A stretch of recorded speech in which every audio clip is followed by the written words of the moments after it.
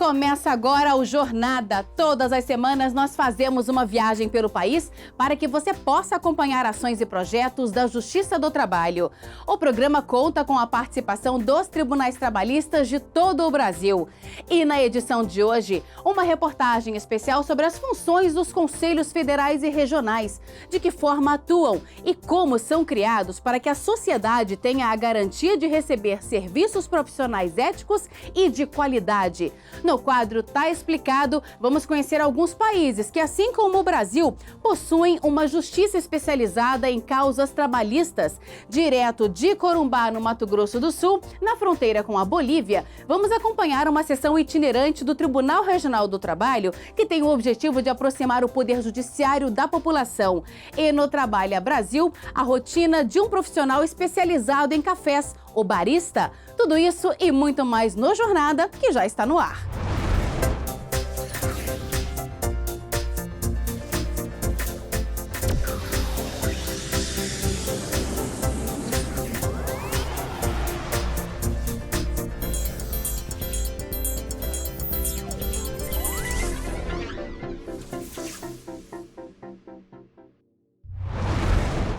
Dentre as principais obrigações dos conselhos profissionais está a de fiscalizar a categoria, ou seja, por eles é possível averiguar se todos estão trabalhando de acordo com a legislação e as normas da profissão.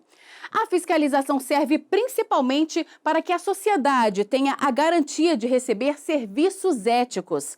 Na nossa reportagem especial de hoje, vamos explicar quais são as funções dos conselhos federais e regionais, de que forma atuam e como são criados. Confira.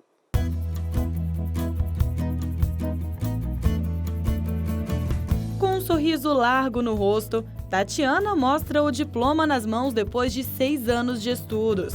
Ela acaba de se formar em medicina, mas para exercer a profissão, ainda foi preciso tirar um registro, ou CRM, sigla que se refere ao Conselho Regional de Medicina. Depois da formatura, nós fomos orientados a preencher um cadastro online no site do CRM e depois apresentar a certidão de conclusão de curso pessoalmente lá no CRM. E depois que eu fiz o cadastro e apresentei o certificado, levou cerca de 2 dias para eu conseguir o registro. Foi só uma questão de pagar as taxas. Ela se formou em Tocantins e está em período de residência em Brasília. Para isso, foi preciso tirar 2 registros no conselho da categoria, um para cada estado. Quando um médico muda de estado e pretende trabalhar nesse estado, ele precisa de se registrar no CRM. E ele pode tanto transferir o registro de um estado para o outro, quanto fazer uma inscrição secundária nesse CRM. Pretendo ficar com os 2 para poder trabalhar lá também, quando eu voltar. As profissões regulamentadas com previsão em lei contam com conselhos regionais e federais. Os conselhos são entidades criadas por lei e exercem atividades de fiscalização, como controle ético e técnico do exercício das profissões. A atribuição de fiscalização das profissões é de competência da União. A União ela delega isso a essas entidades que passam a fazer esse trabalho. Por conta disso, esses conselhos eles acabam tendo o status jurídico de autarquias. Então, são criados por lei. Então, uma lei federal, uma lei da União, cria esses conselhos e estabelece suas atribuições, obrigações e condições para o exercício. Por serem considerados autarquias, os conselhos integram a administração pública indireta e estão sujeitos à fiscalização do Tribunal de Contas da União e do Ministério Público, com exceção da Ordem dos Advogados do Brasil. A OAB, muito embora seja uma entidade classe, ela não defende apenas os interesses da categoria profissional dos advogados, defende os interesses de toda a sociedade como função essencial à justiça. Por essa razão, a gente brinca, que a OAB ela seria aí uma autarquia sui generis, alguns entendem até que ela não teria natureza jurídica de autarquia e, consequentemente, ela não estaria sujeita a essa fiscalização do Tribunal de Contas da União e fiscalização do Ministério Público. Porém, não é uma questão pacífica ainda na doutrina e jurisprudência. O artigo 5º, inciso 13 da Constituição Federal garante o livre exercício de qualquer trabalho, ofício ou profissão atendidas à qualificação profissional que a lei estabelecer.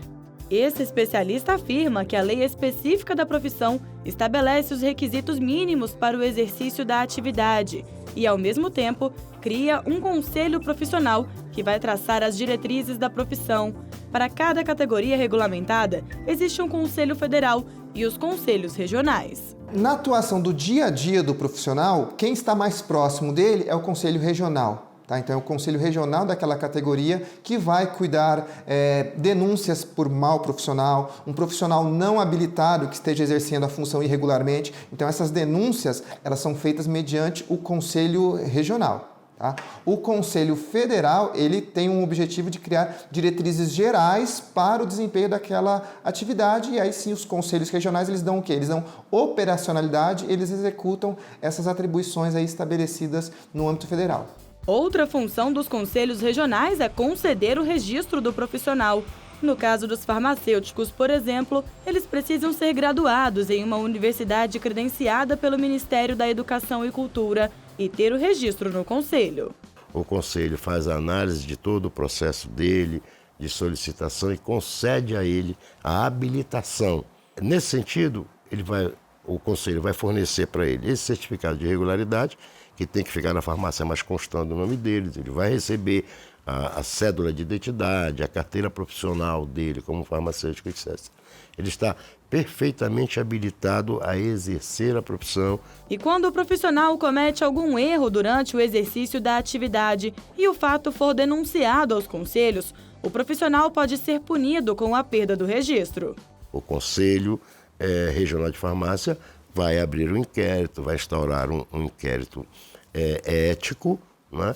E vai seguir todos os passos, né, que o nosso Código de Ética exige. Né? É mais ou menos isso que acontece.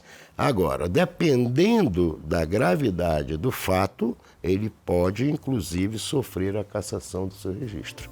O doutor em Direito Político e Econômico, Nilton Carlos Coutinho, lembra: um dos principais papéis dos conselhos é proteger a sociedade dos serviços prestados pelos profissionais. Os conselhos, eles são importantes, eles precisam ser protegidos, eles precisam ser fortificados, vamos dizer assim, para que eles tenham efetivamente condições de fiscalizar, de verificar se os direitos e as obrigações que foram estabelecidas em lei estão sendo obedecidas. Na verdade, a gente precisaria de mais profissões regulamentadas para dar maior proteção ao usuário daquele serviço, ao usuário de determinada atividade.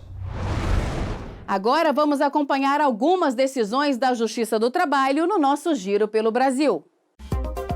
Os Correios terão de pagar R$ 25 mil de indenização por danos morais a um empregado que era obrigado a alimentar o sistema de rastreamento das encomendas com informações falsas, a fim de transparecer celeridade nos procedimentos. O empregado também desenvolveu uma doença ocupacional por conta do peso que carregava diariamente. O regional destacou a gravidade dos atos da empregadora, que não só prejudicou o trabalhador, como a população em geral. O TRT da Paraíba rejeitou o recurso de um ex-empregado de uma empresa de material de construção que sofreu um acidente de trânsito quando voltava para casa após o expediente. Para o regional, não há como condenar a empregadora à reparação de danos morais, materiais ou estéticos por um evento que não contribuiu, já que o acidente ocorreu fora do horário de serviço. Uma empregada doméstica que dormia no emprego vai receber indenização referente a mais de 300 horas extras. A doméstica alegou que durante a semana trabalhava 15 horas por dia e um pouco mais de 5 horas nos finais de semana. Segundo o regional, como a empregadora não apresentou o controle de jornada da trabalhadora, o que é determinado por lei, o pedido da empregada foi acolhido. No próximo bloco, no quadro Tá Explicado, vamos conhecer alguns países que, assim como o Brasil, possuem uma justiça especializada em causas trabalhistas. E ainda hoje, direto de Corumbá, no Mato Grosso do Sul, na fronteira com a Bolívia, a sessão itinerante do Tribunal Regional do Trabalho, que tem o objetivo de aproximar o poder judiciário da população. Nós voltamos em instantes.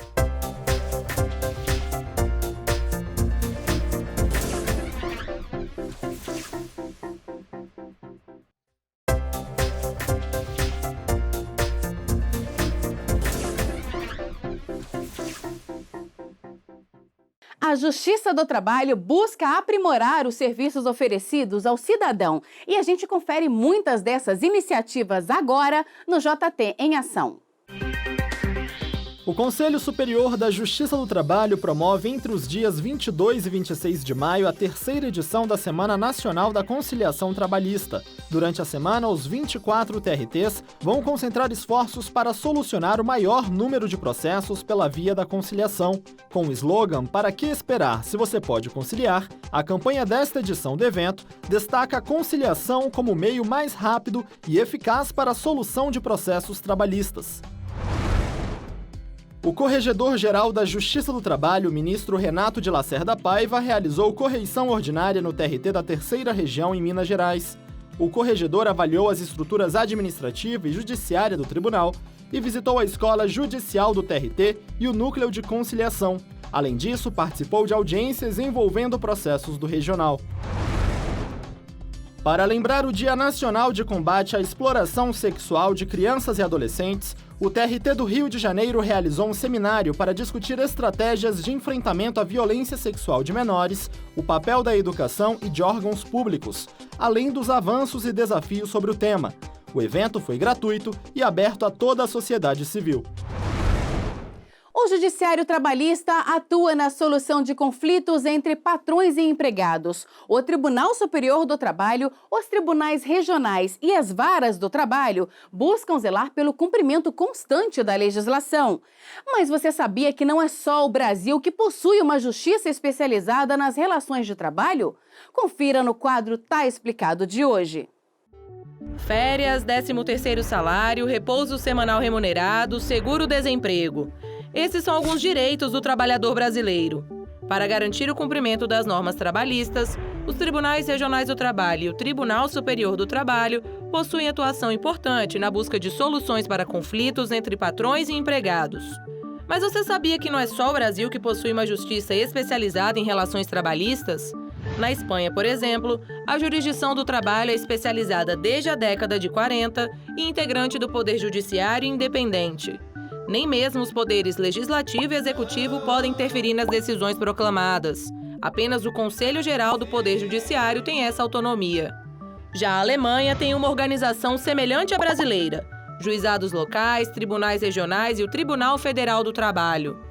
Ainda na parte ocidental do mapa, mas agora na América do Sul, no Peru, a Constituição de 1979 integrou a magistratura do trabalho no Poder Judiciário.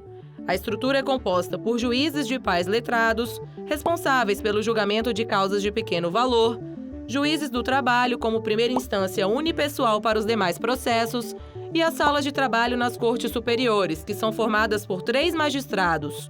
Ou seja, de norte a sul ou de leste a oeste, a Justiça Especializada Trabalhista atua para equilibrar as relações de trabalho e garantir que direitos e deveres de patrões e empregados sejam assegurados. No próximo bloco, vamos viajar até Corumbá, no Mato Grosso do Sul, e acompanhar uma sessão itinerante do TRT. E no Trabalha Brasil, o ofício de um barista, o profissional especialista em café. Nós voltamos daqui a pouco. O TRT de São Paulo lançou um novo canal no Facebook, YouTube e Instagram. É o Trabalhamos 2, que vai divulgar informações, dicas e serviços relativos ao trabalho de maneira geral por meio de postagens, fotos, campanhas, vídeos e até memes. Quem quiser participar pode enviar um e-mail para trabalhamos2@trtsp.jus.br. Acesse a página facebook.com/trabalhamos2 e saiba mais.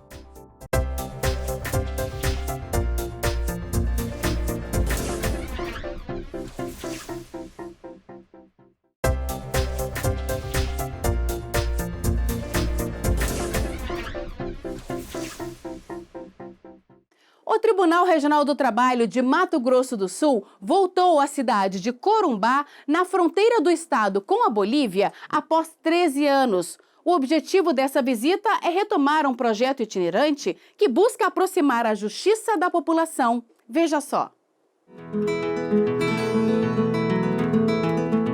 O Brasil é um dos maiores países do mundo quando o assunto é dimensão territorial. São mais de 8 milhões de quilômetros quadrados. Alguns estados brasileiros são maiores até que países europeus. Mato Grosso do Sul é um desses estados.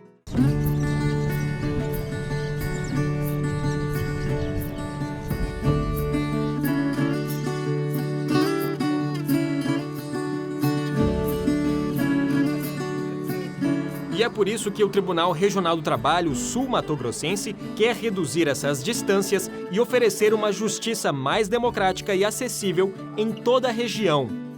A ideia faz parte do Tribunal Itinerante do TRT do Mato Grosso do Sul.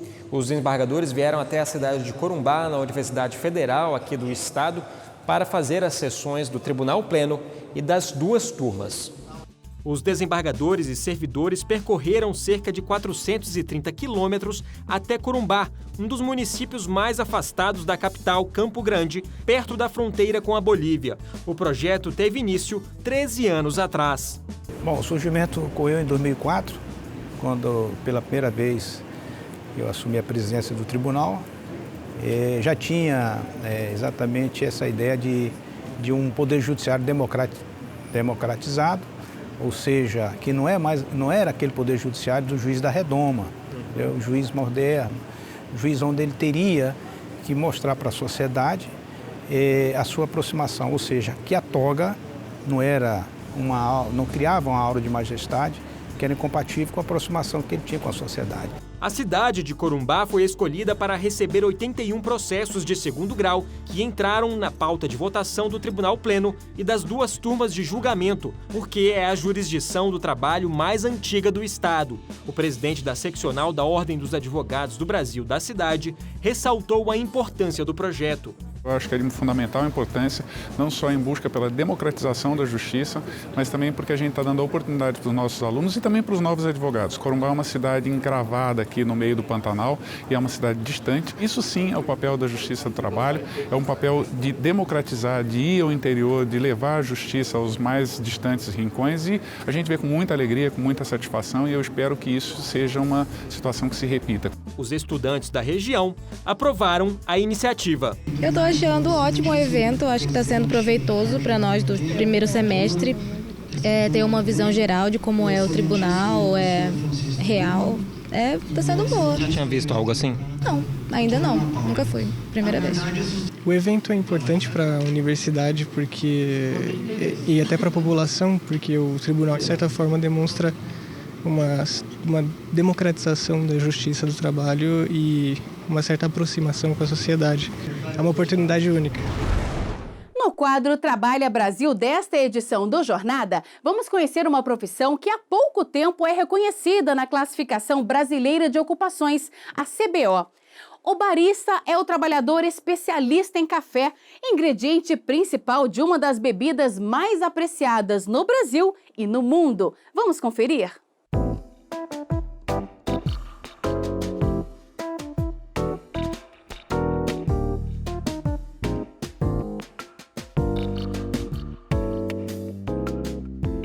Eu me chamo Antonello Monardo, sou italiano, moro há mais de 20 anos no Brasil e sou barista. Barista é que trabalha com café. O nome barista vem da Itália, de bar. O bar na Itália não é o boteco, é onde se trabalha o café, a cafeteria. Pode ser bar, cafeteria, bar, pasticceria, confeiteria, mas é onde o ator principal é o café. O Ministério do Trabalho reconheceu em 2013 a profissão do barista. Esse trabalhador é aquele que estuda e sabe manipular o café. Tudo é parte dessa atividade que tem um quê artístico. Na Itália tem essa cultura, cada um sabe fazer, tem aquela dica de café, aquele segredo, aquela coisa, se capricha. Por isso, digamos que o café italiano é difundido no mundo. Casado com uma brasileira, ele hoje tem uma escola de italiano onde também dá cursos de barista e organiza viagens gastronômicas pela Itália. E claro que ele não podia deixar de fazer um cafezinho. Café expresso, como se faz? Eu preciso pegar o porta-filtro, que é esse aqui. No caso, eu pego o porta-filtro de uma dose. Eu retiro a borra do café anterior, batendo aqui, precisando, com pincel, eu dou uma limpada. E nesse caso que temos um moedor chamado on demand, que já dosa a quantidade certa de um café ou 2 cafés. No caso de um café, eu encosto, cai a quantidade certa, eu com esse se chama tamper, que até é o símbolo do barista, eu dou uma pressada bem forte, certo? Aqui, você está vendo, é bem pressado o café para poder... importante que seja a moedura certa, porque quando a água passa na pressão, ele recebe uma resistência. Se é muito fino, o café não passa e queima. Se é muito grosso, ele vai ralo. Ela deve ser a quantidade certa para poder extrair a qualidade do café. Agora, eu vou aqui, vou limpar soggelevo. Isso é uma fase importante que às vezes não todo mundo faz, mas é importante porque retira o excesso do café anterior. Eu encaixo e coloco a xícara. Antonello explica que os pilares do trabalho do barista são o café expresso e o leite. A partir dessa mistura, surgem diversas variações de bebidas. Fazer um expresso, um cappuccino, mocatino, carioquinha e tantas outras receitas que levam o grão do café. Já se café e leite vaporizado é cappuccino, mas posso colocar alguma variante, por exemplo, uma pulverizada de cacau. Cacau em polvo, um pouco. Ou canela, para quem gosta. E vou assim despejar isso.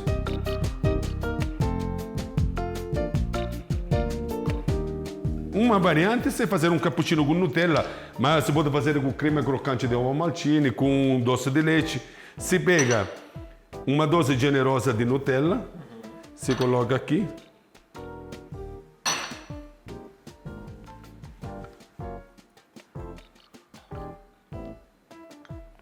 Nosso amigo já ficou contente.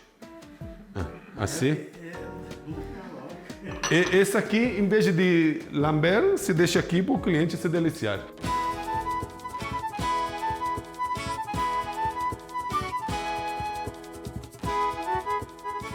Vou colocar um pouquinho de cacau, porque no final a Nutella é um creme avelã e chocolate.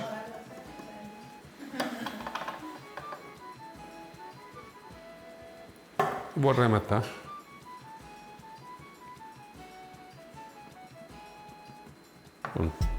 É preciso um controle rigoroso para manter a qualidade do café e cada detalhe pode fazer grande diferença no sabor final do produto.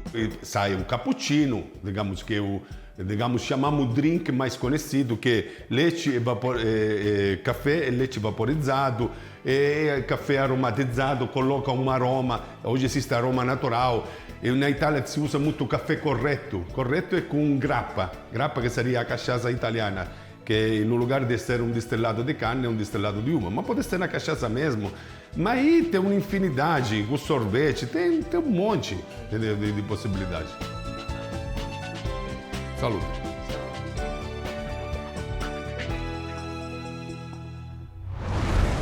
Por hoje é só. O Jornada fica por aqui. Muito obrigada pela companhia e até a próxima.